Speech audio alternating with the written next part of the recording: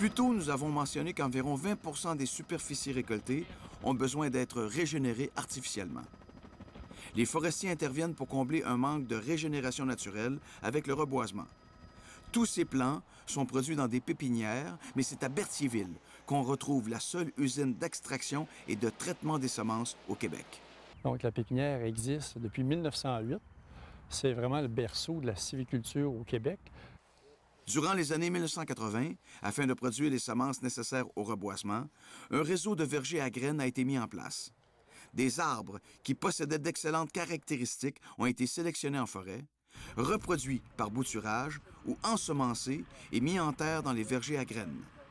Grâce à cette sélection, les chercheurs en génétique forestière espèrent augmenter le rendement en volume des superficies reboisées de 5 à 15 selon les essences. Une violette blanche qui est originaire de la Gaspésie n'a pas tout à fait les mêmes caractéristiques qu'une autre qui est du sud, par exemple, ou du nord en Abitibi. Donc, on récolte les cônes dans les régions et on fait suivre les semences et on retourne ces semences-là dans les pépinières de ces régions-là et on produit les plants. Les plants qui sont destinés au reboisement de la Gaspésie proviennent de semences qui ont été récoltées en Gaspésie.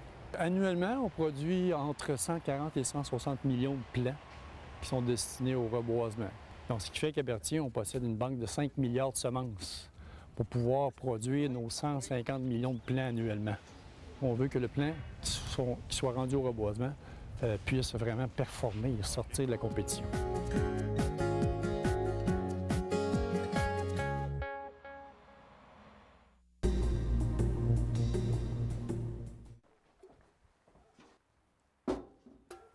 Dans le bon vieux temps, on creusait des puits pour avoir de l'eau. Après, on a